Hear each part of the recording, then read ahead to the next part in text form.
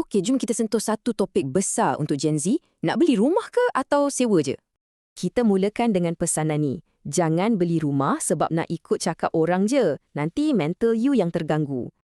Dan selain tekanan tu, ada satu lagi risiko besar. Kewangan. Konsep ni kita panggil over-leverage.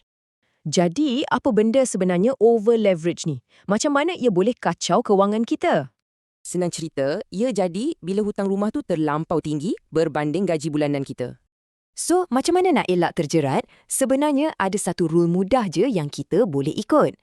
Dan nombor magiknya ialah 30%. Ingat nombor ni, peraturan 30% gaji. Maksudnya senang je. Ansuran bulanan rumah tak boleh lebih 30% dari gaji kita. Titik. Contohnya, kalau gaji you RM4,000, ansuran yang sihat tu bawah RM1,200. Lebih dari tu dah masuk zon bahaya. Kalau rasa susah nak ikut rule 30% tu, soalan seterusnya, adakah menyewa lagi bijak sekarang? Sebab kalau menyewa, you lebih fleksibel. Komitmen kewangan pun tak seberat beli rumah. Jadi isu ni bukan pasal duit semata-mata. Ia tentang kesejahteraan hidup kita secara keseluruhan.